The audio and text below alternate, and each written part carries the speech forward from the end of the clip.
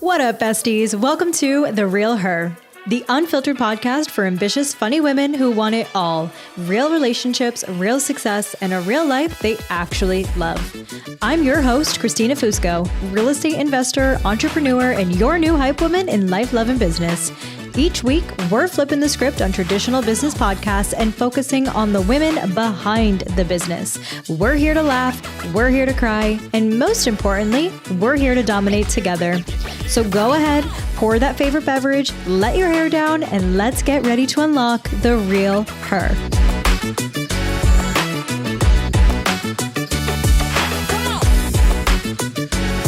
So Nikki McGrew, let me give you the official warm welcome to the Real Her podcast. Thank you for having me in one of your, I guess you're 11 episodes in right now? Yes, we're 11 episodes in. So you're kind of, I call it like chapter 2.0. It's not that I'm doing seasons, but I feel like 1 through 10 was a climb. So that was season 1 in my head. So now I'm like, we're on to like season 2. Oh my gosh.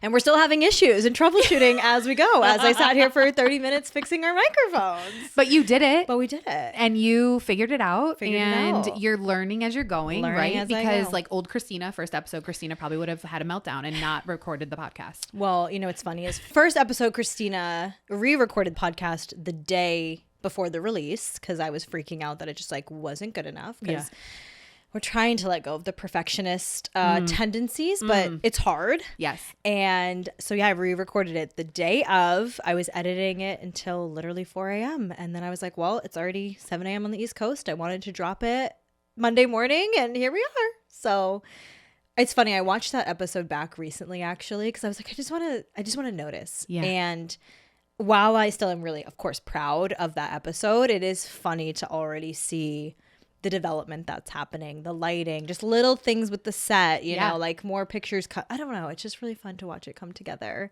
It's honestly insane when you're self-aware of what you did 10 episodes, ago. Exactly. Or even like who you were 4 months ago. You know what I mean? It's honestly an insane, people don't really realize that because they're in the thick of it all the time. Yes. But it truly is like, you have to take a minute to step back and be like, okay, well, old Christina would have done this, but now I'm learning, and when we were dealing with that, you were so like, you gave yourself grace. You were like, just give me like a few more minutes. I was like, no problem. Do your thing, girl. Exactly. And then I'm like throwing words like gain and recording and this and that. It's like, you know what it is. Would I have said that 3 months ago? No. You would have had a total meltdown. I have no idea. I would have absolutely had a total meltdown. But Not I feel recorded like I was like, and now just give me a minute. Yeah, I just need a minute. And I think that's the beauty of just like starting before you're ready. Yeah. It's like you don't always have the pieces of the puzzle figured out. It really is just like, I'm going to just 1 foot in front of the other and we're going to see what happens, And I always used to laugh at people who would say that. Like, you got to start before you're ready. And I'm like,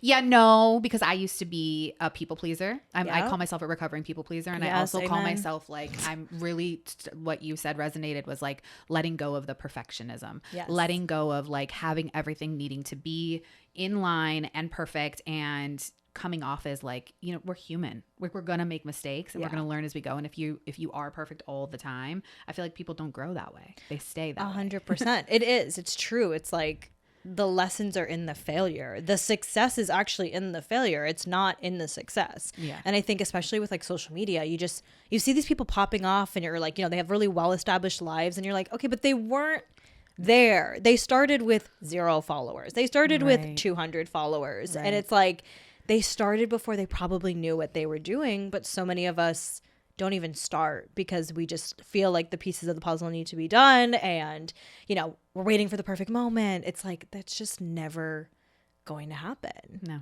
So it's like you're just not even going to give yourself a chance to fail, and that's honestly worse, is like staying in that comfort of just like not even trying. Yeah, I feel like social media has its ups and downs. It's got its perks and it's got its negatives because like you do only see people's highlight reels sometimes, you know what I mean? Yeah. But then you have people like you who's trying to show like the vulnerable, with your podcast, like the vulnerable side of like just being human, being a woman in this day and age. It's really changed a lot too, since like our parents have been, our mothers, I feel like every time I talk to my mom about something, she's always like, well, back in my day, and it's cliche as it sounds. I'm like, well, that's just not how a woman is today. So I feel like you do see a lot of people's highlights reels, but like you do also see the real stuff sometimes. And especially now in social media, I feel like it's changed from like the perfect aesthetically, like everything's perfect in people's like Instagrams. And now it's just like, they're like, I don't know, sitting at a table and put their phone down and just recording themselves, like doing whatever. Exactly. Because it's just getting boring. It's getting boring. Like, it's so unrelatable when you're just sitting there lecturing me about your success or why aren't you doing anything? It's like,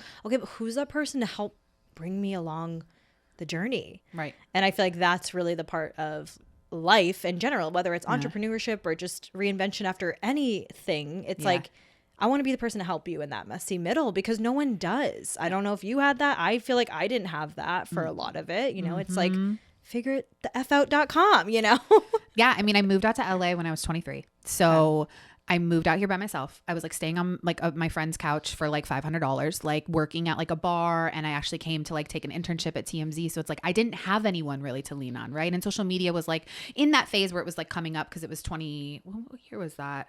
2016, I think. So it was just like, you know, it's just, wait, that's not good math. Girl math, I'm still 29. You're like, wait a minute. I'm like, oh. Sorry, I moved out here in 2013. But yeah, so it's just like, you know, you figure it out and like you just make your tribe as you go along and you have those people who have your back. But it's also just like, you know, you're in the thick of it. You're in the thick of it. You are trying to figure it out. And like, it's hard because, you know, my mom, like I said, sometimes I say stuff to her and she's like, does not get it, does not understand. And then she'll trigger me because she'll say something. And I'm like, that's just not the support that I needed at this moment. But thank you so much. Like, I appreciate where your heart is, but like some of the things she says, I'm just like, unrelatable. Not what I need right now. Yes, exactly. Oh, it's like, I mean, you live far away from home too. So it's like every time something goes wrong, it's like, oh, we should move home. This is your sign to move home. I'm like, I don't think that was the sign that I was being given, but thank you. My mom's the opposite. Oh, she's like, you got to stay in LA because Illinois is going down and we're not doing anything and you're going to be so expensive to live here. And I'm just like, okay, well, like that's where like me and my husband's, both of our families are like within like 30-minute radius of each other. So it's just like, no, we need at one point, if we do have kids, like we're going to have to move back and that's just going to be the reality or you're not going to see your grandkids. Like, I don't know, Mom, you choose. You want me to stay in LA? And like, it's really hard too because, you know, they're not in a financial situation where they can come to visit often. And so when they do, it's, you know, once every few years or whatnot. But it just, it's hard because when she tries, it's like, I'm just like, okay, well, I don't want to like get mad at her. So I'm just like, okay, well, thank you. Like, I just try to be like I said, recovering people pleaser. And I just feel like at a point, Lord Jesus, help my mother. Help my mother understand. Help my mother, please. Moms are just doing their best. You know, it's like realizing that your mom is also doing life for the first time herself is really such a humbling and humanizing experience because I feel like I grew so much more empathy and it made me so sad to think about like when I was a teenager and I was like so mean to my mom or, you know, you're like, I hate you. You don't care about me. And it's just like, oh my God, that would break my heart as a mother if my kids were just mean to me because like I'm doing my best, you know? I'm terrible. I'm still mean to my mother, but that's just a relationship we have. Like we're Puerto Rican and Irish. So like we are just like hot heads and we will bump heads. And like when we fight, like my husband, who is a black male, like he's like, if I ever talk to my mother like that, I'd be smacked all the way to like Zimbabwe. Like truly, like he's like, there would be no way in hell that I would be talking to my mother the way that you are talking to your mother. And he just like sometimes is just in shock. And I'm just like, well, that's how we grew up. That's how we grew up. Yep. Puerto Rican and Irish is actually the craziest combination. And like, it makes so much sense because I'm like, I loved you from the start because I was like, this girl is spicy. Like she's got that spice, but yet she looks very white. No, I'm very white. Yeah. But like, but I'm also not white. But like you're also Puerto Rican. You got a little bit more in there too. Oh, I love that. I learned something new about you today. I feel like I'm going to learn a lot of new things about you today because I feel like from when I met you, again, in the business world, we both have midterm rental businesses. Like today, you and your husband are starting that business, running that business, have been successfully running it for a few years now. But I feel like that's the version of you that I met and fell in love with. And I know that there was probably a longer, deeper journey to get to being this Nikki that, you know, is sitting with me today. So first off, Nikki, you grew up in the Midwest. Yes. Let's talk about that because honestly, I really don't know many people from the Midwest. You don't? I really don't. That's I mean, crazy. I grew up on the East Coast, so obviously like that's more of my hub. Now I'm here. So now I'm meeting West Coast people and I've met some lovely Midwesterners along the way, but like, what is it like growing up in Illinois? You have like two, like I just think of like my journey to getting to Los Angeles. So like I feel like you have two different seeds of people, and maybe this is like your hometown as well. But like you have those people who immediately get married, have kids, settle down, have the white picket fence, the dog and everything. They never leave the town. Right. Then you have the people who are like, get me the fuck out of here right this minute. Like I can't wait. The clock is ticking. And once I graduated from college, I knew. Well, first in high school, I was like, I'm going to the West Coast. Like the West Coast was just calling my name. So I went to school at ASU for my freshman year. And then I was like, this isn't going to work. I'm going to not graduate. So I need to, let's reverse it and go back to home. No way. Yeah. And like at the time too, my brother was in a very vulnerable state in his life where he was like, you know, junior, going into his junior year when I moved away. And it was just really hard for him. High school was not good to him. He also just like wanted to play sports so much, got benched on like the football team. Like that just like was really like the downfall of him. And I was just like, I need to be there to support him. Yes. So I moved back home. I went to U of I. When I graduated U of I was just like working at a pizza place and like a bar. And I was just like trying to, you know, make money, like buy a car, do all the things, you know, that you do once you're starting to like grow up, get out of parents' house and things like that. But I knew that I wanted to be on TV. Like I just knew that that was my calling. Like if you knew me when I was a little girl, like I was always in talent shows. I also was like tried out for American Idol. I can sing. Like I was like this big girl, talented, big personality. Yes. And so I was like, yeah, no, you're not going to stick me at a desk job. Like definitely the fuck not. So I knew that I wanted to get on TV, but I knew I didn't want to do local news. It's very depressing, very sad. It's the same thing every day. Granted, I could be like a morning show host and do like the fun ones, but I was also just like, nah, I love entertainment. I love celebrities. So I'm like, let me just figure out how to get out of this bar. You know, let me figure out how to get out of Illinois. So when I was applying, I was just like applying to like random internships at the time because I had no resume reel, no resume, no anything in that world that you needed. And so I finally got an internship at TMZ, and then I came out here and I worked there for 10 years. Oh my God. Internship. TMZ. TMZ. Like not only did you land an internship, like that is a major company to work for. Huge. And it was like, I don't know, it was like when you just know, you know, and you figured it out. So like I moved out here to Los Angeles within 2 weeks. Like they told me I got the internship. Within 2 weeks I was out here and I started the internship. And like I said, I was living on my girlfriend's couch for like $500 and working at a bar because I was only part-time at the internship. So I was like, we're gonna do this. We're gonna make it work. And I didn't know what was gonna happen after 3 months. I was like, I know I'm here for 3 months. So let's just, so it was only 3 months. Yeah, it was only 3 months, like a summer internship. Okay. And then I worked so hard to like make it known that like I am Nikki and I want to work here and I want to be a production assistant after that. And then after a production assistant, I moved to be an associate producer on the sports show. And then on the sports show, they moved me over to the clearance department, which is all photos and videos you saw on TMZ would go through my department. So then my boss had left. So then I became the manager of that department. And I was there for like, you know, since 2013 and I just left in 2024. So that's so insane. Okay, wait, we gotta write this down a little bit.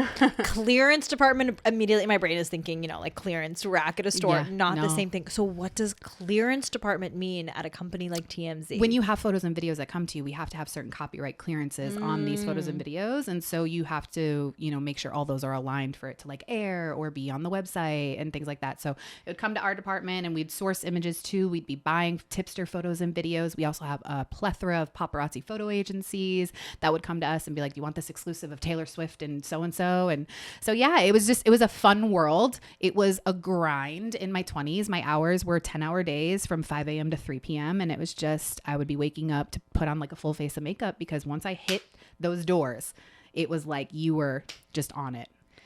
I feel like I had like a thought of where I wanted this podcast to go. And now I'm like, wait, maybe we just need to like live in the tea of what. But seriously, I feel like paparazzi, that world, I feel like TMZ also always has the first. Yeah. Like and they always know. Accurately too. Yes. It's crazy because the stories that come out on TMZ, people are like, no way, that's a lie. Like whatever. No, the people in that room, Harvey Levin himself, like the hardest working people I've ever met and worked alongside in my entire life. That's crazy. And they fully vet the stories before anyone in that room pushes publish. I'm so proud to be one of them. You know what I mean? Of course. It's definitely part of my history and my past, but like truly dead ass, like they are 99.9% always right. No, it's crazy. And I feel like everyone looks at TMZ as like the sleazy, which I don't know why. It's maybe just because it's paparazzi. I mean, we we've done a lot of gotcha stories, ooh, so-and-so, and it does look like we were recording from behind a bush. Okay. You know what I mean? Fair but enough. like truly, that's what it was. That's accurate. You could see what was happening. It's not like we're lying. No, totally. So when these photos, videos would come to the clearance department, was it like TMZ paparazzi? Were these like random freelancers? It's random. Was it random like friends and family selling people out? Like what was that? Just random people. Just random people would come and just be like, I saw Taylor Swift doing X thing. Do you want the video? And they would have to send us the video, and then we'd be like, okay, we can buy it from you for this amount, and then we'd buy it from them, and then we would put it up. And what a wild concept when you think about it. Honestly, I feel so bad for celebrities like that. They're like, man, I'm just trying to go to brunch. Like, I'm trying this new relationship out. I'm trying this new hide thing it out. Yeah, no, they're stupid though. Celebrities are dumb. I know way too much. I'm like, okay, follow-up episode. More about the celebrity-ness.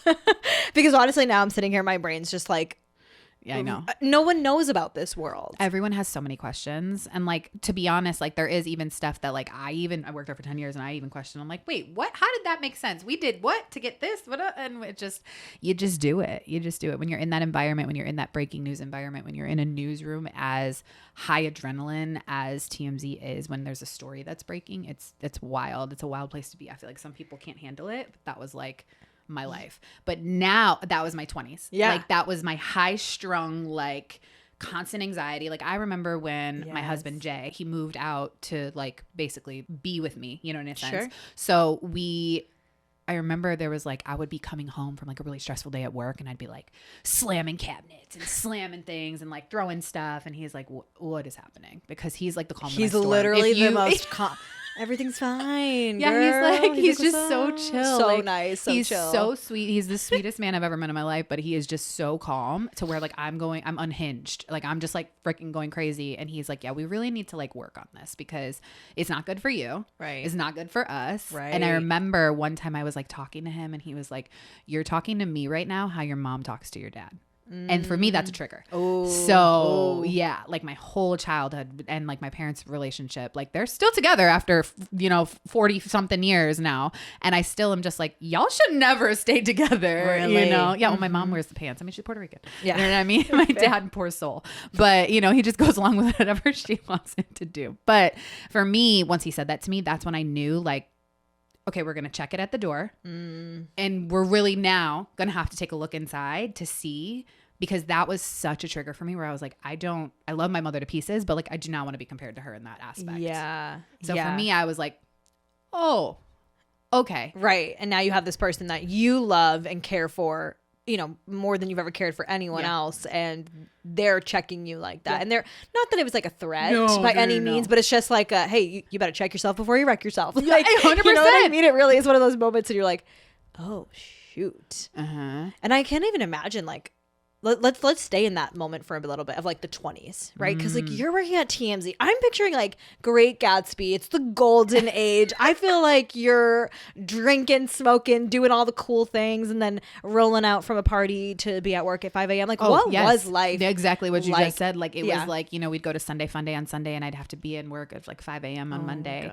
It's a wild time. And I met two of my best friends there. So we lived together and we did everything together. It was like we were a trio, and I'm still best friends with them. They're amazing. Anyway, so they're two of my best girlfriends, but we did some crazy stuff in our 20s. And like it was wild too, because there's people out in LA in their 20s who are trying to figure it out, right? They don't have full-time job. Like they don't know. Yeah, they're hustling in a different way, And so for me, it was like I was so established already with the consistency of like a good paycheck, the health insurance, everything, working at the top tier company. Like I had already made it, if you want to call it that. Yeah. And so for me, it was like, once I was in that for a few years after making it, I was like, okay, well, like what's next? Because I couldn't, for me, I'm that person who's like, okay, well, what's next? Like, where am I going to climb next? And so, COVID had hit. and I started to learn how to do food photography. And of course I didn't want to lose the aspect of like me being in front of the camera. Yeah. So I was like, how can I make this my own thing? And so I started doing food reviews. I like made a YouTube channel and started doing food reviews, you know, a little bit after COVID. And yeah, I mean, I haven't posted much lately just because life literally feels like I'm like just doing too much and I need to prioritize. Fair. I feel like I'm drowning. But yeah, I want to get back in it because I do know the corporate life just is not for me anymore. Like my life has definitely changed from my 20s to my 30s. I'm 36 now and I've worked hard. I've hustled. I've had the stress of like a corporate situation and just working so hard to be not valued, you know, for it's just a company, you know, and you're replaceable. So for me, it's like, I want to we're in the thick of starting our own things. Right. So I don't know. I feel like that's just our generation as well right now. Like everyone wants to be their own boss, entrepreneur, etc. And I love that for our generation because we're not following that mold like we were talking about with our parents. Yes. Like it's just such a different time. Oh, I know. My mom has been at the company she's worked at for over 40 years.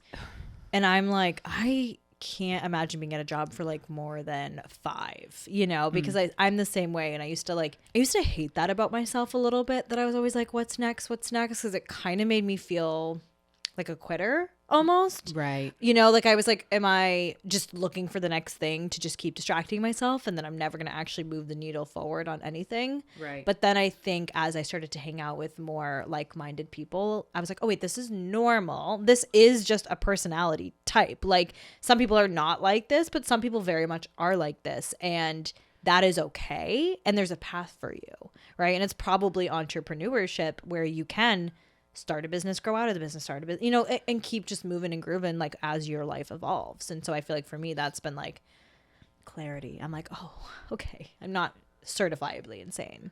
Yeah. And I feel like in your 20s too, you feel like everything's a competition or you feel threatened or you feel like, well, I can't be in this lane because someone else is in this lane, you know? And it's truly like the learning, having to learn how to, you know, navigate that situation, I'd say. And like, knowing that like you're going down this path for a reason, right? You're not going to know what it is when you're in the thick of it. And it's really hard to like pull yourself out of it. And like, you know, there's a lot of affirmations and, you know, manifestations that are really popular now for people. They weren't, you know, 10 years ago. This is like fully in like the things you say to yourself and things like that. And so it's like you truly, when my 20s, I was like, oh, I can't do that because someone else is doing it. And they're going to think that like I copied them or something, you know? And now it's like being 36, I'm like, yeah, we got this. And to be honest, like in the, you know, the space that I'm in, the corporate housing space, you work with so many different people who do their businesses different. And you're like, oh, okay, cool. Like I can definitely collab with them on it. You know, it's so much more collaboration over competition. And it's community over, you know, like the competition aspect. And I just feel like 10 years ago, no, couldn't be me. Right. It'd be competitive as hell. Right.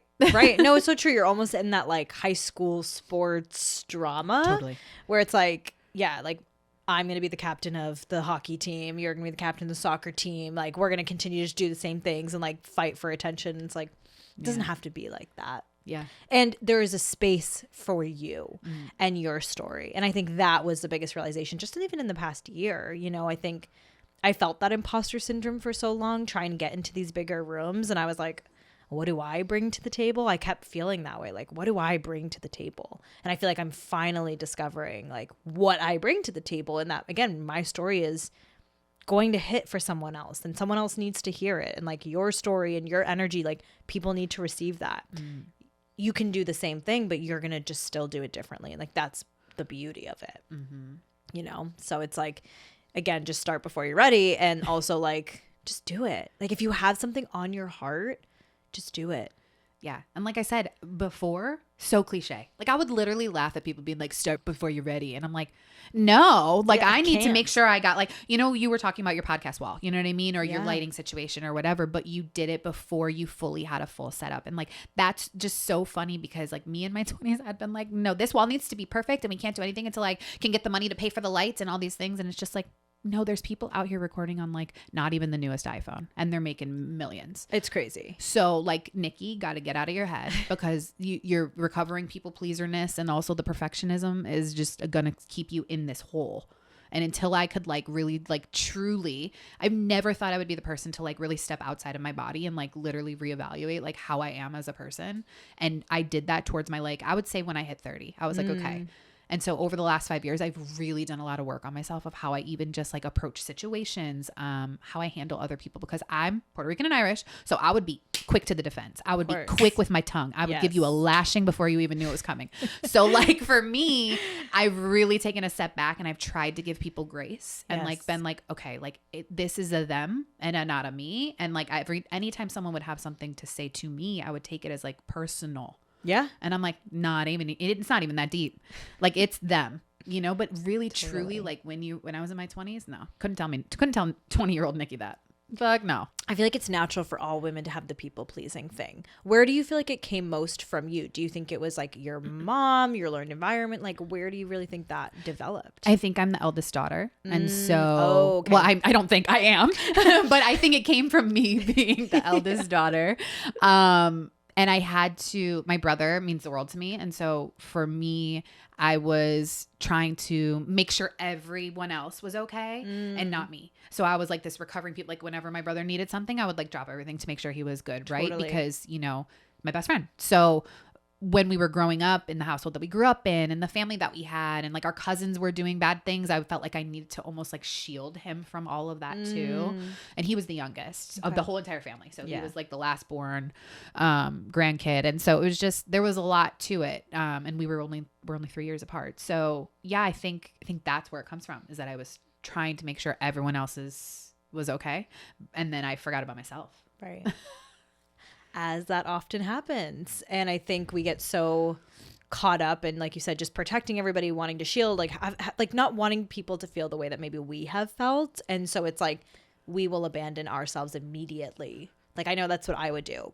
Like if I had a workout plan, but someone needed me for something, okay, great. I'm not working out today. I got to go help this person and take care of this thing. Like just jumping. And it's like it really starts to take a toll on you. And again, now you grew up in this environment. You were the eldest daughter. You wore that hat.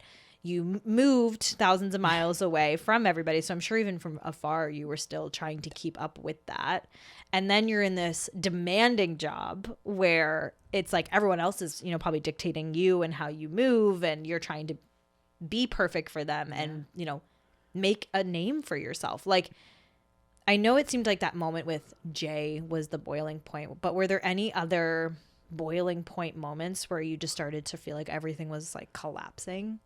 That's a really good question. I feel like there was some things going on at TMZ where I was just like, I'm not going to stand for this. And that's when I knew my worth outside of there was so much greater than me being in that room. Yeah. And to be honest, like I had I'd reached my ceiling in there. You know, I was the manager of that department, and there was no other department in there I would go to. And I did not want to be on like the C-suite. The executive level. Thank you. And so I was just like, okay, now's my time. Was I internally freaking out and being like, what the hell am I going to do next? Because when you're at a job like TMZ, it is so niche that I was like telling, you know, Jay that I have no skills. I have nothing that's going to be transferable. I can't do anything. Like I only know how to do this job. And he was like, what are you even talking about? You know how to do food photography. You're great on camera. Just start posting. Like do what you want to do with social media. That's going to be the world now. Social media, podcasts, things like that. And so me and my girlfriend started a podcast. So it's just like, he was like, do the things that you love because everything else is going to come. But like for me, I'm like, no. Perfectionist. I was like, no, I need to make sure that like my resume says this, and so I can get a job that says this, and this, and this on the job description. Right. You know? And he was like, no, like, and I still struggle with it. Like, how do you fully go all in on your passions when you're also like, but I need a paycheck, baby. In this economy. In this economy, I'm like, I need to pay rent. Like, I need to. I have an electric vehicle, but how are you affording gas? Oh my God. I mean, I don't drive, thank God. Yeah. Like, I literally don't leave my house. Yeah. If I need to drive, I'm like, so sorry, can't make it. But no, seriously, like, it's like, how do you walk away from something so good, even if you know it's not the right fit ultimately, to then go and pursue something you like love? Yeah. Like that's such a hard, I still like grapple with that, you know? Yeah. I mean, because your story was wild. Like when I met you, you were in a completely different role at a job that you you were already feeling the pressure of something pulling you in another direction. I remember we had brunch and you were like, there's something that's pulling me in this direction. I don't know what it is yet. And God was like, oh, I'm going to show you. And he booted your little booty out that door and was like, go open that other door. Wait, that was actually a year ago today. No. Okay, so for anyone who doesn't have the context, because I've not shared this story. No, it's okay. Okay. All good, because I'll probably do a solo episode to break it down. But a year ago, I got basically pushed off the cliff. I got laid off from my job. And we had been at a conference for our business. So I had a side business, right? And I was building that business while working this corporate job. And I had felt this pull of like, I'm ready. I'm ready to leave the corporate scene. I want to do something else. But again, how do I go all in if I don't have this paycheck? And then, like you said, God was like, push, bitch, you're going. literally pushed me off the cliff. And I feel like you were the first person who like knew actually. Well, yeah, because we had like brunch like the next day or something or the day after or something. And I just remember you being in this space of not knowing what the heck you were going to do. Yeah. But then you already had these things that were just waiting for you to allow the time. As I remember, and you'll do this on your solo thing, but like, I just remember it was just like, you were telling us, you were like, well, yeah, I got laid off, but then I had a conversation with this person who wants me to do this, who wants me to do that. And it was just like these things and these connecting the dots started to like, I don't know, make sense. It was so And crazy. It was just like, I remember us at brunch. I remember it was like, it was yesterday and you were just like, amazed that you didn't feel, I know you're probably freaking out about where the money was going to come from, but I just felt like you were so much like relieved almost in a sense of like, okay, shit, like let's just buckle up. Because we all get so comfortable. Like, how do you walk away from TMZ? I know. You know, like you said, like, how do you do that? True. How do you walk away from a job that, you know, is comfortable? You like who you work with. Right. You've got like, it's cushy. Yeah. Like, how do you trade that in? Right. You know, when you feel called to something else. Like, I really admire the people who have been like, nah, I'm not going to have a job. I'm just going to move to Bali and I'm like, oh my God, that still gives me so much anxiety. True. But to be, you know, there's always a greater plan for us. Like we said, it's not always a no. It's just like a not yet or hold on, I got something different. Yeah. And that was my big moment of like, there's something different here. And I'm going to show you that like, you need to start doing it. And I know we were joking about it earlier when you were finishing up getting ready, but it was just like, Lord, could we like, I don't know, calm down on the theatrics and the dramatics of situations? Seriously. I don't need to go through all of the blood, sweat, and tears. I'm like, dude, stop kicking me while I'm down. Like, let me at least stand back up, please. I'm like, I get it. There's a lesson to be learned, but like, come on, let's cut down on all the drama. But there's a reason, you know? And again, like sitting here with you right now, looking at this wall, looking at this brand, it's like, I'm still figuring out what I'm building. But I know that like everything I've gone through is to be able to now give back, to now share those stories, to now help someone else in that messy middle along the way. So it's like, whatever, dude, keep kicking me. Because guess what? I guess I'm going to keep standing up. And I guess I'm going to have to come back better and better and better at the end of it. So it's so funny. It's just so like, ugh, stop the drama though. It's just too much sometimes. Like, it's like you think you're going to do one thing and then it's like, yeah, here, actually, hold on a minute. But I think that's when you realize that like you're never on the wrong path. True. Like I've used this example before and I love it, but when you're using your GPS in your car, if you take a wrong turn, your GPS isn't like, oh my God, stop the car, pull over, I don't know where we're going, right? It just simply says rerouting. Right. It says, give me a minute, rerouting, and it puts you right back on that destination. So I feel like that is where I believe truly deep in my soul that like everything's already planned. Everything's already happening for you. And every little pivot and redirect like is bringing you on that greater mission and that greater journey to that destination. Yeah. And so what did that look like for you? You were like, I'm ready to leave TMZ. Yeah. You know, I have these other skill sets that I can do. So did you ultimately walk away from that job, or what did it look like ending with TMZ? Yeah, I ended on such a great note. Like my contract was actually, they make you sign, you know, contracts, you know, and I think back in the day it was 3-year contracts. And so I think I was ending like before they switched over to their new corporate model, because now they're owned by Fox. So they have like just yearly contracts now, and they're at will or whatever, but like truly like 3-year contract. I was like on my last one and I was just like, okay, I'm just going to give them, you know, a month's notice that I'm not I'm going to give them a 2 weeks notice, but like, I'm not staying for the rest of the month. Yeah. Kind of thing. I was just like, I'll give you my 2 weeks and be done with it. And I'll train whoever needs to, you know, get trained or whatever. And I left on the best note that I could. Like if I was to call up Harvey Levin today or Charles Ladaboudier and like, you know, just talk to them, like they would, Nick, so good to hear from you. And I got like a champagne toast and like all the things. Like I was there for 10 years. Yeah. And I truly left on the best note that I could. Good. 20-year-old Nikki would have flipped on the finger and walked the fuck out. So like for me, I felt like even the way that I handled leaving there, even though there was a lot of things that were happening that like was just in hindsight disrespectful to me, I was just like, okay, noted, like got it. This is just a job. Yeah. This is just a job. Yeah. It doesn't have to like define me, and these actions aren't going to mean anything in like they're not literally a week, 2 weeks, you know, whatever. It was, you walk away. For me, I was just like, I was fully ready. And I think that was, I don't think I would have done it if I didn't know where I was going to land. Right. And I have such a supportive partner who was like, if you want to leave, right? Like, I don't think Jarrell's ever told me what to do in my life, but for me, having that supportive system where my mom or my dad was like, well, what are you going to do? You're leaving TMZ. And they're so proud. Could you? You know what I mean? Like they're so proud of the job that I had and being on TV and things like that. And so I think for them, they just didn't understand that the rest of the things that were happening outweighed the paycheck and the consistency. I was super fortunate and I'm very lucky to have landed on the opposite side now. So now I work at Backrid, and they're the paparazzi photo agency that would sell to us. And so they had a job opening after I left, and I was like, well, let me just apply and see what happens. Ended up getting it because of the rapport that I had, you know, with my manager now. Like I talked to her almost every day, you know, when I was at TMZ, because she was trying to sell us photos and things like that.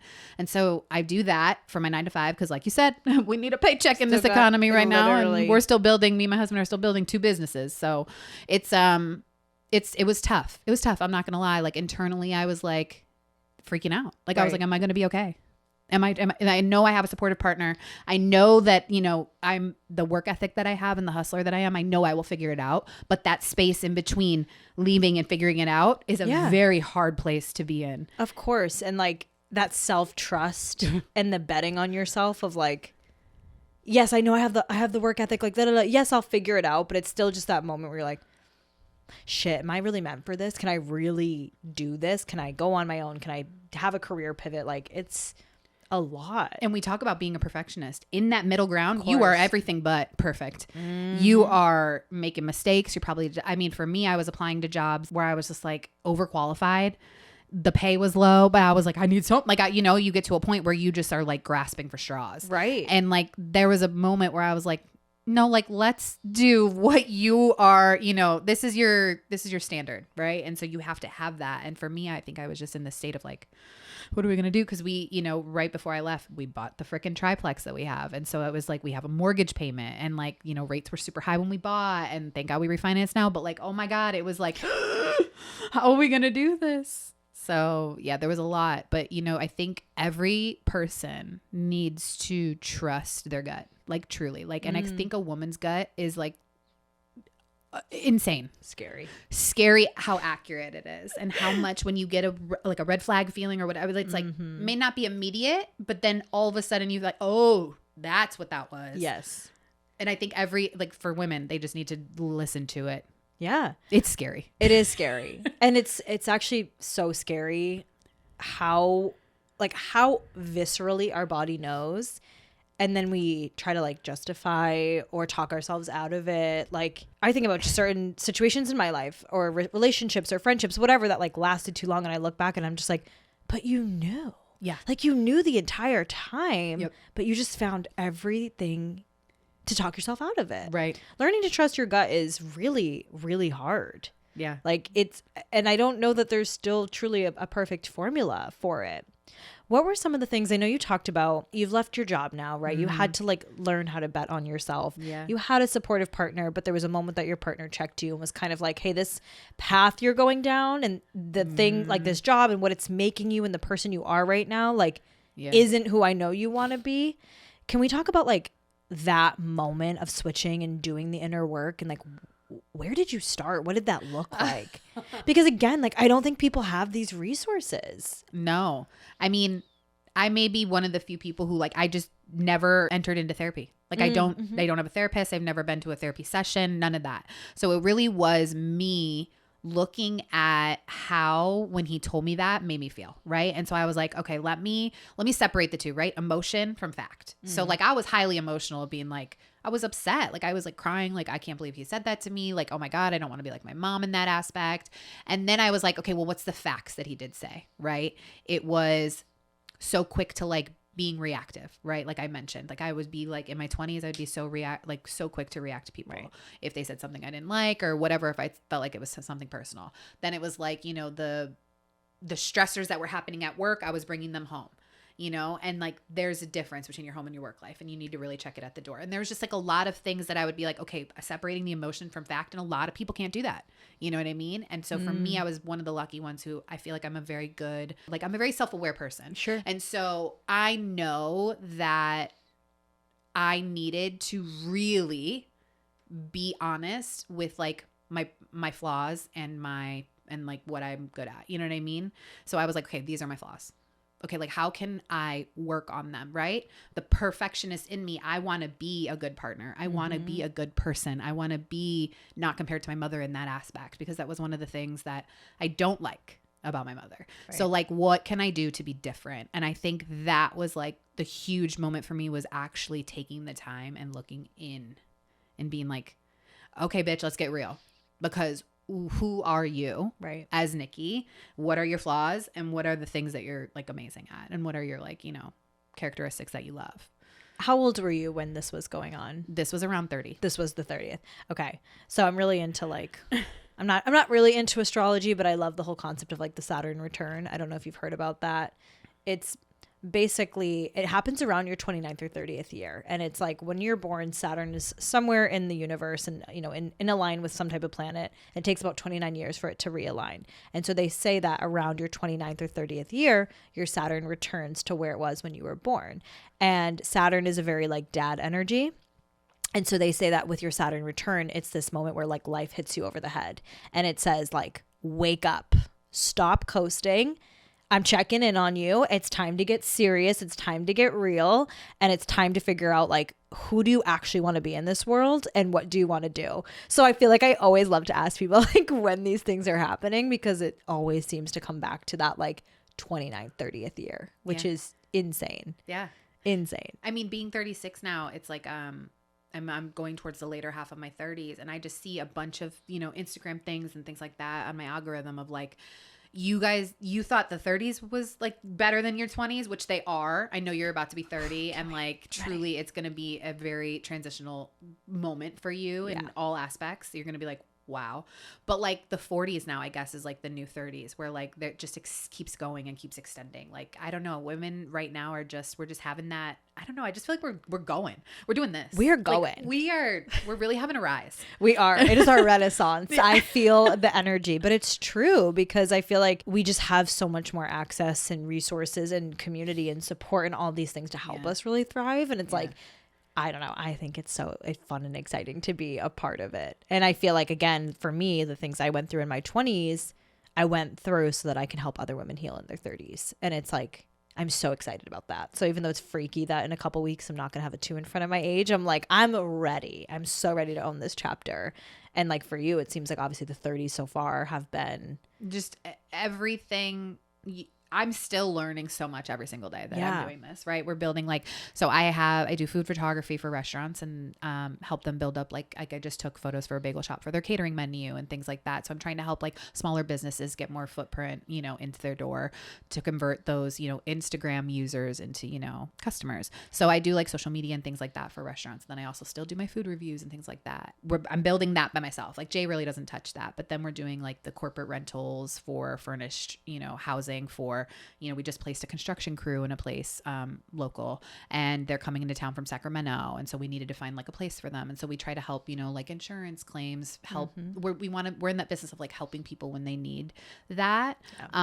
So we're building that together, but it's mostly his thing. But then I still work a 9 to 5, you know what I mean? So for you to be so self-aware of like, you know, knowing that like, you had to go through the stuff that you had to go through to get to where you are now. And there's even going to be even more lessons throughout your 30s. Like, I just feel like that's what life is. Like, it truly is. Like, that's life. Yeah. It's just a lesson after lesson after lesson. And you're like, okay, noted. Right. And it's all about moving through those lessons. Like, I think especially in your 20s, life gets hard and it dumps on you, and you watch, you see like the people who rise to it and learn from it and grow with it. And you see the people who like crumble from it. And it's really hard to like watch that too when you see people that you love and care about that maybe are just like letting life ruin them and not realizing like this is it, and it's not going to get better unless you make it better and unless you take everything that's happening and you do something with it.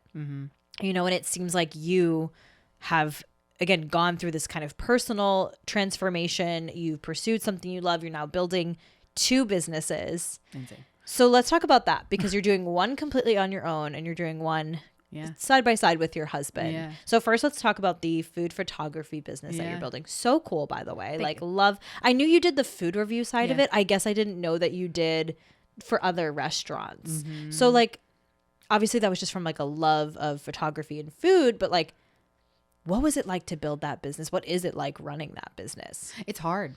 It's hard, right? Because everyone needs money right now, right? Yeah. So you're going to these businesses being like, pay me. And they're like, well, we need you to, because we're not getting enough, money to stay afloat in a sense. A lot of restaurants and businesses just across the board. I know LA specifically, there's been so many restaurants that have closed since COVID. Yeah. And so I think for me, it's finding that balance of, coming from that place of how can I help you, but also knowing my worth of like, how am I going to make this a sustainable business? When me and my husband do decide to have kids, and maybe I don't want to go back to a 9-to-5, because truly I know myself, and I've told him since even before kids were even on the table, I was like, yeah, probably not. Just not.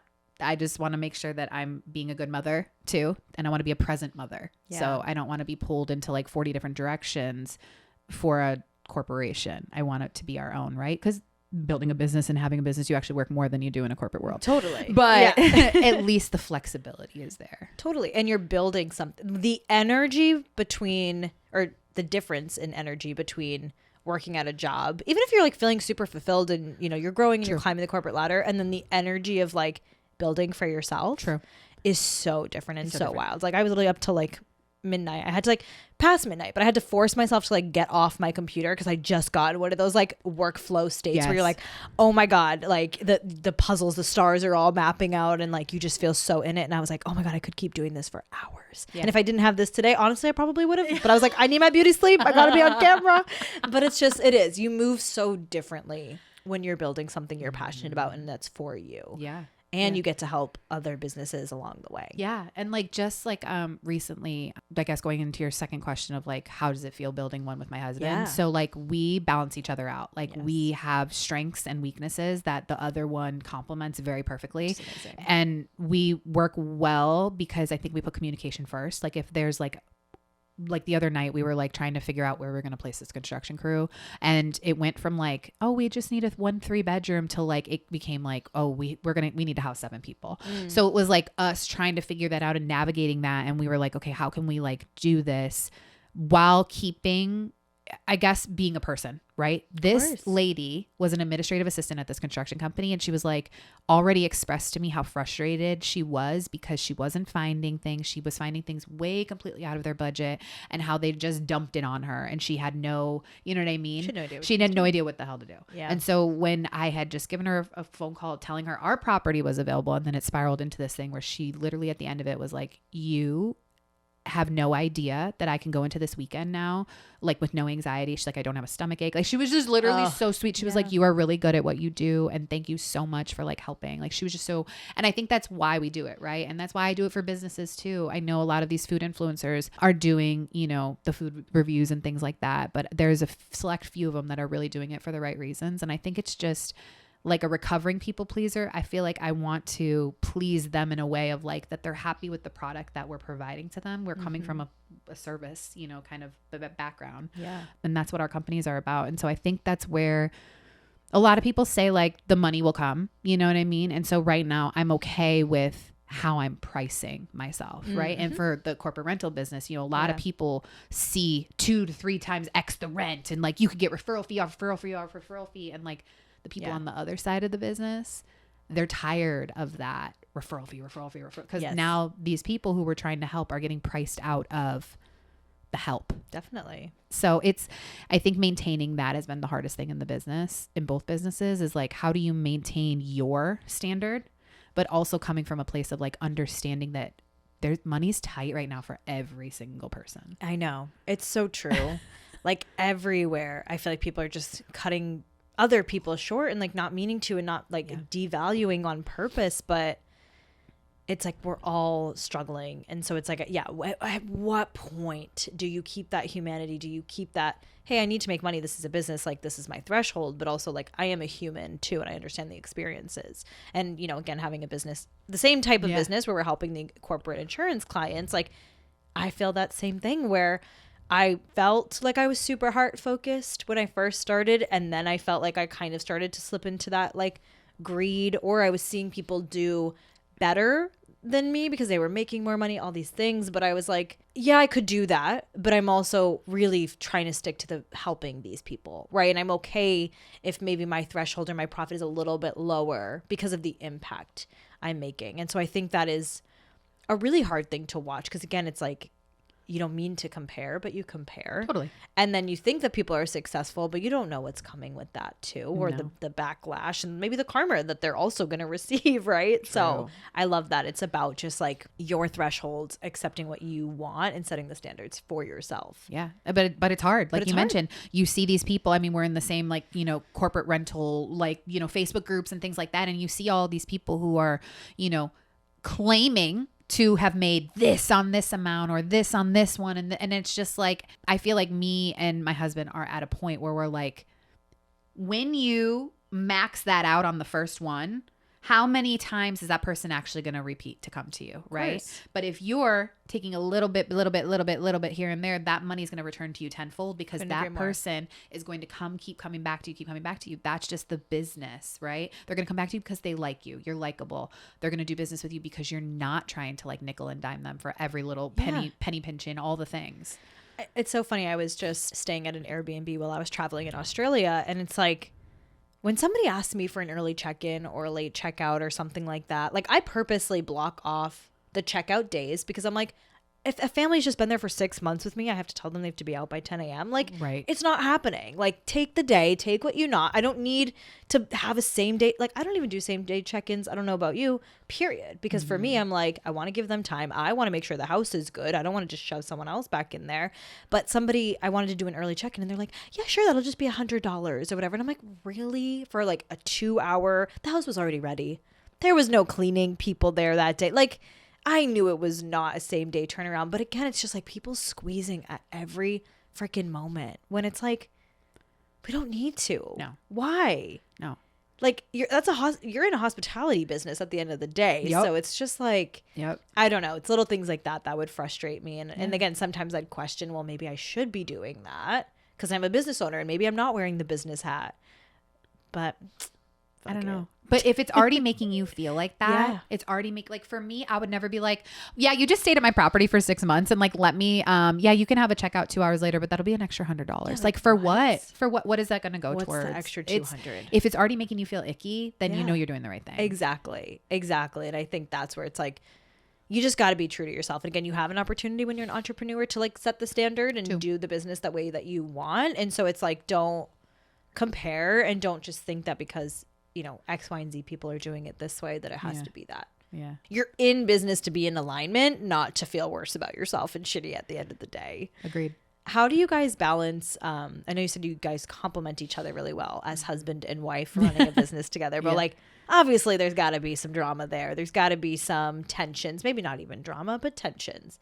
What is the hardest part about running a business with your spouse? Well, just like, I feel like my husband doesn't hear me, like no matter what, like he just does not listen to me because then like an hour later, he'll say the same thing that I just said an hour previous. So that's kind of been a contentious point for us where I'm just like, I need you to hear me. I know I talk your ear off when we work in the same room together every single week. And like, cause I work from home. So like, I get it, but like, this is when I'm speaking to you, like, can you just listen? Like, just like hear me because that's one of my big pet peeves with him. I think another thing is he's, like you said, he's very calm. He's very like, he'll reread an email 10 times before he sends it. And for me, I'm like, fire. Yeah. Like I just don't. And so I have to like almost pick my battles with him, because if I give him a task and I tell him to do it, I know it's going to get done. I just don't know if it's going to get done the minute I say that it's going to get done. Right. And that happens with like house chores too and stuff, right? Like I'll tell him to take out the garbage, he'll take it out the next day, but I'm like, oh no, I meant that minute. Like I want the garbage out of this house right now. Oh you know? my God, yes. So it's just like little nuances like that. But like when I truly say like, I feel like if we were doing this in our 20s, we wouldn't have been sustainable, or we would probably be broken up because of just who I was in my 20s. But I feel like doing this right now at the right time, and like I've allowed him a lot of, I don't know, I speak a lot. Like I talk a lot. Like I could strike up a conversation with a wall. Like, so I feel like for him, I'm now learning a lot more about him too. Like I'm actually like allowing him to speak, and like that sounds so bad. I'm allowing my husband to have a conversation, like have a word. Yeah. But I just feel like I'm learning a lot about how he thinks about business, and how he's the numbers guy. And so anytime something pops up with like, you know, if people are inquiring about like the rental amounts and things like that, I'm just like, that's none of my business. It's truly none of my business. So like, please speak to my husband about that. Yeah. And I trust him. Like he'll be asking me and I'm like, Jarrell, I don't know what that means. So you need to make the decision. And so I feel like he's always taken a back seat to anything. And I feel like I'm putting him in the driver's seat. I'm almost like thrusting him into the driver's seat, because there's just parts of the business that I can't. No one person can do it all. Yes. No. So I'm just thrusting him. So I think there's been a lot of contentious points where I have to like call my crazy and be like, okay, he'll get it done.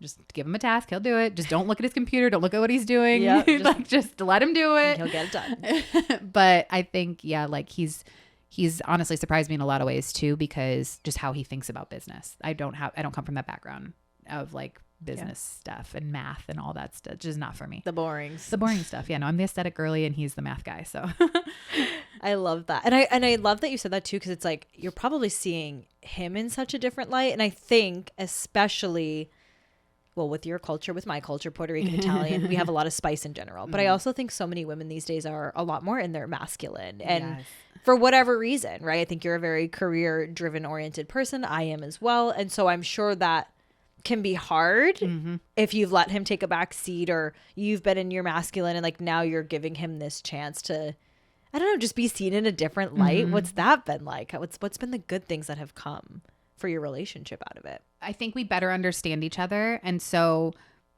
before, I feel like he was reactive instead of proactive. And so I feel like until I said something, or until I was making it known that that's an annoyance for me, or that's a frustration for me, or that's a whatever, he's already proactive of knowing that. And so he's already been like, hey, like just with, you know, business stuff, or even with like life stuff, like he'll be like, hey, I just want you to know this. And I know that this is like not what you wanted to hear, kind of thing. Or like, this is not the, you know, the path you thought this was going to go down or whatnot. And so I feel like he's more aware of that. And we're literally, honestly figuring each other out of like, I felt like I knew him, but like now I know what his ticks are. He's got a very long fuse, but I know that fuse gets immediately cut if someone does this, you know, or if someone says this. And so for me, it's like knowing how to better communicate with him too, of being not so reactive and being proactive in our relationship. And I feel like that's been really prevalent over the last, I'd say, 6 months for us. That's amazing. And that's a huge shift. Like obviously better communication, being more proactive, versus like those are big shifts. Huge. It's been eye-opening for me of knowing him more, because like you said, he's a very calm person, but he also is very emotionless, where unless like you ask him for all of the details, he's not going to give you all the details. Like he's a typical man, like in a sense of like, you know, he doesn't ask his friend just announced that, or told him that he's expecting a baby with his girlfriend. And so I was like, when's the baby due? Blah, blah, blah. And I'm asking him 20 questions. And he's like, oh, I don't know. He just said they were pregnant and sent the photo. And all I said was congratulations. And I was like, that's such a man thing. We like think that they like talk about us, and we think about they think, you know, focus on the drama. Yeah. Literally nothing. Yeah. Now my brother, he loves the tea. So he will get all the tea from the conversation. But then sometimes even like his wife, my sister-in-law, will joke because we're like, wait, you didn't ask that? And he's like, oh no, I just didn't think. And we're like, just don't. Whereas we're like FBI agents. I don't know why women aren't running these like major crime departments, because I feel like so much more would get solved. Like, no disrespect to the men, but we are psychopaths when it comes to that stuff. Yes. We're like, well, actually they tilted their head to the right a little bit too far, so that clearly means he's lying. Like, it's crazy. The way you just we really are FBI agents. It is. It's crazy. Or like, you know, you'd like hang out with a guy or something and they're like, well, here's what the parents' house sold for in 2017. Here's the address. And you're like, oh my God. Like, here's the ex-girlfriend. Like all the things. Yeah. Oh, we are here's good. Here's your packet. Like, here's the debrief. We already have the folder. Yes. Oh my God. I just think it is so funny. But that is amazing. I love that it's like strengthened your relationship so much more. And again, just seeing these different sides of each other. What has been like the most fun part of it all? Ooh, the fun part of it all. For me, it's seeing him get excited. Yeah. Right. I was mentioning before, we just went off on a tangent about FBI. He's very emotionless. Like, he's always had to check his emotion. When we first started dating, it was PDA was big for me. I'm a very PDA person, and he would be like this. And I'd be like, okay, well, when I touch you, it seems like I'm holding you hostage. So like, can you give me a little bit of something? Because this is awkward if we're in like an environment. And so navigating and working towards that. But like, honestly, seeing him have, this sounds so bad, like he doesn't talk and doesn't have emotions, but seeing him have these genuine emotions and like, I don't know, being proud of like what we're building has been really exciting for me. Yeah. And then for me, just being creative, like that's just the side of the brain that I work with the best. Totally. Is the creativity part of it. So like when we were furnishing our rentals, right? We don't have money to hire someone. We will get there, right? To where someone can do the whole entire thing, the whole entire house. But for me, it's anytime someone gives us a compliment on how beautiful our home is, like I literally take it to heart. And like we've had like repairmen come and be like, wow, you can feel that there's a woman's touch in here. And like just knowing like that just gives me like, that again, we talk about the path and like we're on this right path now, because you get those like little affirmations from It's funny you said that, because like I feel like I also get really excited seeing Jay excited, and I know it's been like a minute since I've seen him, but when we met and we went to the conference together last year, I could see so many of those little light bulb moments for him. And again, didn't know him from a hole in the wall other than just the small context I had, but I loved just because I can always tell that you're, you know, more of the fire, more of the upfront person that we're going to get to see in that dynamic. But it was so fun seeing him be like, well, what about this? And oh my gosh, this made sense. And I loved when this, like, it is fun to watch people like Jay. Because like you said, it's not that he doesn't have these emotions. Right. He's just kind of like the calm, cool, collected guy. Yeah. And so it's fun to watch him get fired up. Like, I loved it. I'm like, I love it. Rooting for you. Yes. Oh, yes. Thank you for that. He is the cutest. Sweet. Have you had any troubles with things becoming too work dynamic and not enough relationship dynamic, or how are you balancing that side of the house?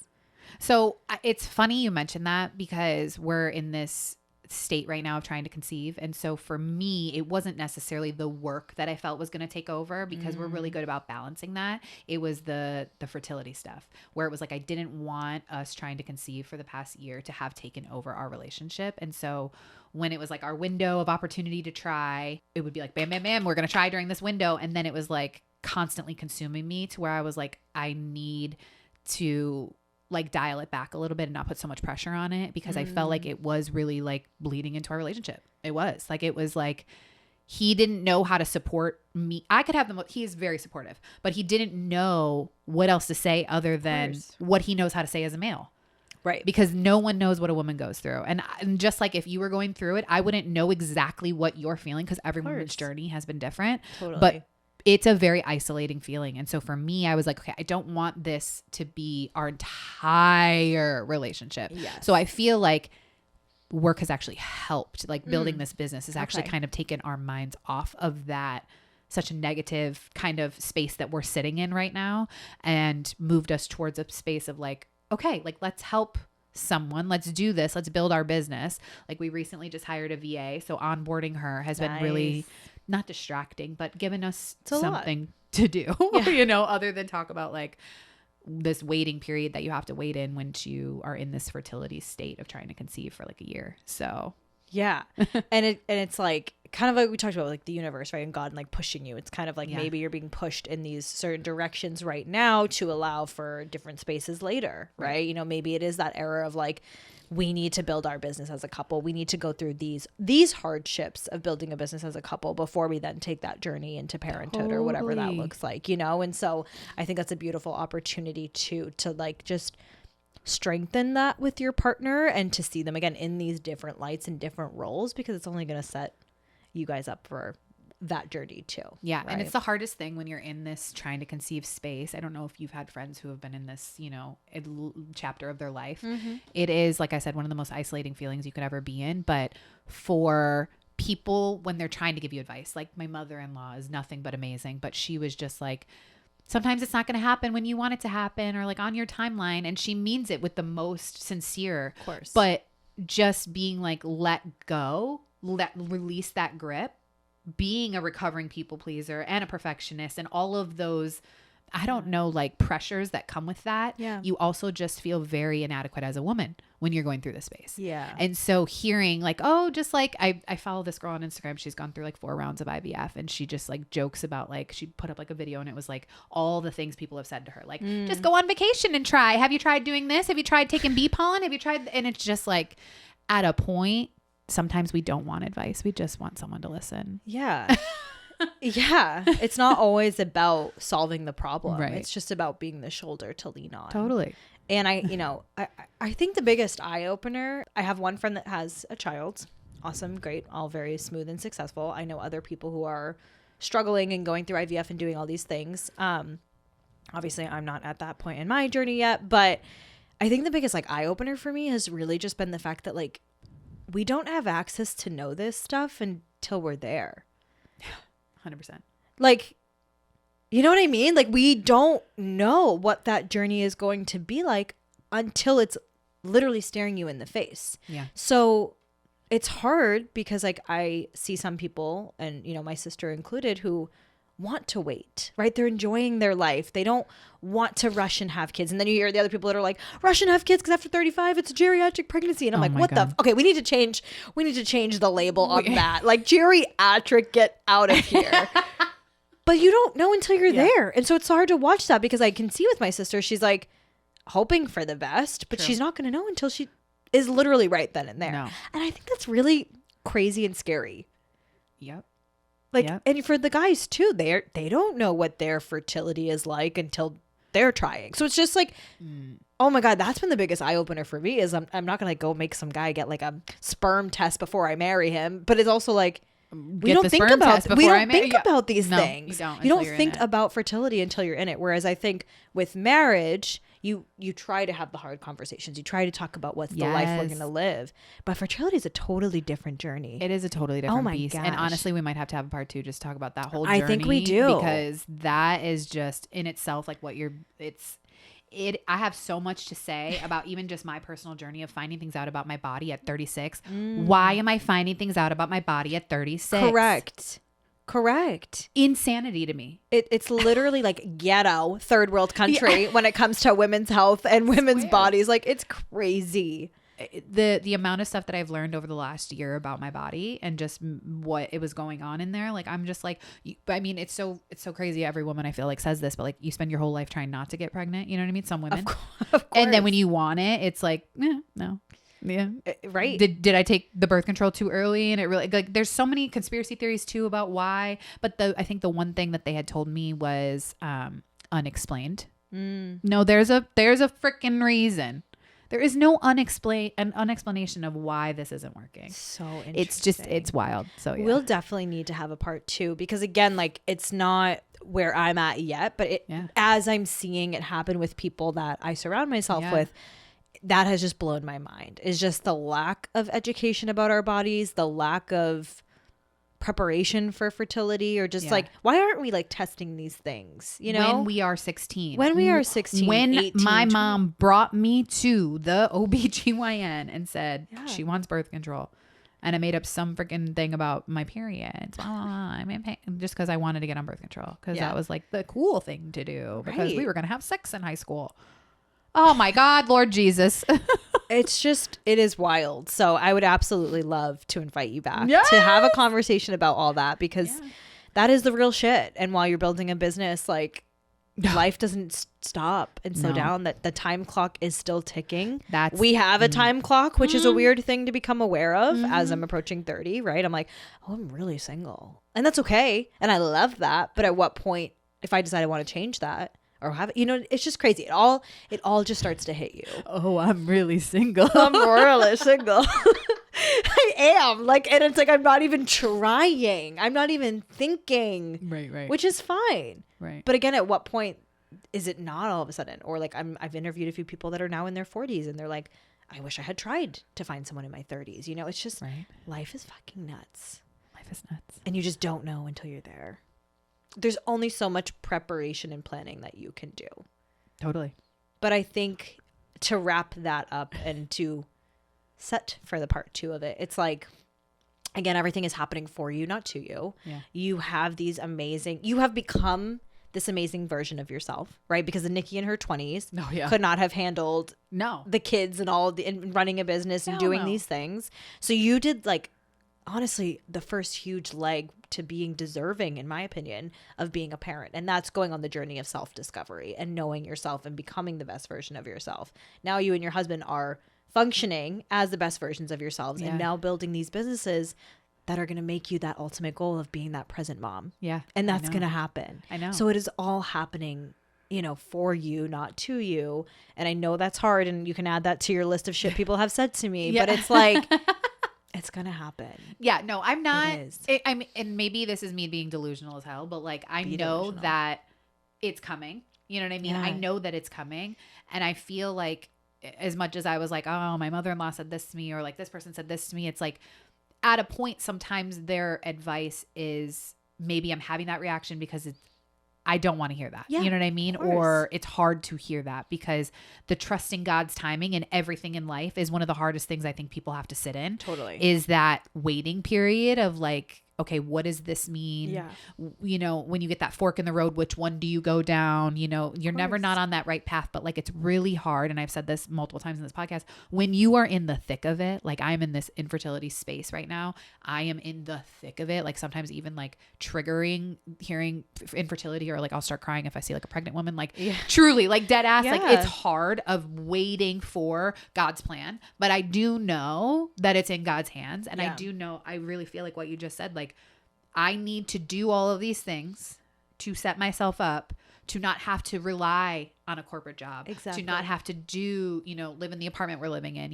where we want to hopefully move soon. We don't have a freaking washer and dryer, you know what I mean? So it's just those little nuances of living day to day, of course, but we're setting ourselves up for that chapter that's going to open for us. And maybe I'm delusional of being no, it's going to work out. It's going to work out for us. It is going to work out because I've heard the redemption story again and again, and I absolutely believe it's possible. So it is going to work out. But I think, it's trusting that timing. Yeah. And again, you have taken so many steps to just become a good person and somebody who wants to make impact in this world. And I think that's what makes you the best parent if and when that, time comes, or figuring out what that can look like for you. But it's hard when people just mean well. And I think you just have to remember that people mean well. Yeah.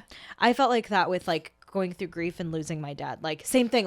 If I had a list of shit people said to me about it, having a dead parent, or they say the same things over and over again. Oh, let me know if you need anything. So sorry for your loss. It's you're I don't want to hear that stuff. But it's just, again, I think at the end of the day, people don't relate to everyone's struggles, and that's okay. You don't always want them to. And also just knowing that they mean well. And if they don't mean well, that's a whole other different topic, but they mean well and they're trying, and you just gotta take it under the chin and just, again, like you said, you can only control your reaction to it and only can recognize, well, this is why it's triggering me. Right. And so it's it's amazing that you have that self-awareness to do that. It's hard. Get ready for part 2 on that one, sister. Oh my gosh. So excited. Nikki, this has been such a good conversation. Any final words or thoughts as we wrap up that you feel the ladies need to know about it? You were saying to me before we started, I'm getting on the late end of my 30s and I wish I had known these things when I was turning into my 30s. What would you give to the younger lady listening in? Wow, that's tough. Lots of things. But I think the first and foremost one is, in your 20s, it's really hard not to take things personally, truly. Mm-hmm. If someone was to say wow, that's a really extravagant pink. Yeah. You know what I mean? Like, how does that make you feel? Right. Yeah. Not saying like you're like a typical, 20, but you're now you're. I would have been self-conscious about it. Yeah, you'd have been like, okay, well now I gotta go. I never would have worn a bright pink suit. Yeah. So, yeah. So that's the thing that I mean, like in all aspects of life, like it's not even that serious. It's not even that personal. And you're going to get to a point where you're going to be like, oh, okay, it was actually them because they were feeling bad about themselves. Totally. And it's not really you. Like, and it's hard to get to that space though, because you're learning about yourself too in your 20s. So yeah, I love that. Don't take it personally. Truly, nothing is personal. Nothing's that serious either. Like nothing is that serious. We make up all of the problems in the world in our head. Yeah, for sure. Exactly. Us women, yeah, we have that flaw. But I love that. I actually think that's a huge one. Is like when you start to realize that nothing is personal. That is so freeing. It is so freeing. Oh my gosh. It's insane. Because it just gives you that clarity, like you said, of like, that had everything to do with you and not me. Mm-hmm. And why am I taking it on as if it's my own burden? Yeah. It's not, baby. It's not that serious. It's not that serious. Well, thank you for getting a little serious in a somewhat unserious environment. It has been so good to talk to you. It is amazing to hear of somebody who had an amazing career, left it all to go explore something that they're passionate about, is now in that messy middle of building 2 businesses while also still trying to continue to build their life. Yeah. And I'm just so excited to see what comes next for you. So thank you, girl. I really appreciate you being here. Nikki, where can we find you? Lastly, I want to know on all of your accounts because we got food photography. Tell us, where do we find you? Yeah, for sure. Nikki Hendry 1 is actually my handle on Instagram for my personal, and like in the bio is where you can find our real estate company, Keezy Living, like easy but with keys. Love that. Keezy Living. Keezy Living. And then my food handle is That Hangry Girl with a U, so GURL. Yeah, the hangry girl. The hangry girl. This girl gets hangry. Girl gets hangry. I'm a little hangry now. Oh yeah, we going to brunch? Time to go eat, girl. Yes. Thank you, Nikki. Thank you. That was so fun. I loved it. Hey besties, I want to close out this show by saying thank you for hanging out with me today. I hope you loved this episode as much as I did. If you did, please do me a favor. Hit like, subscribe, and share the episode with a friend. That way we can keep growing this movement and reach even more Real Her besties. And for your daily dose of laughs, mindset, and behind the scenes chaos, come hang out with me on Instagram at Christina_Fusco. That's Christina with a K _Fusco. All right, my ladies, until next time, keep it real, keep it fun, and keep becoming her. XOXO, your biggest hype woman.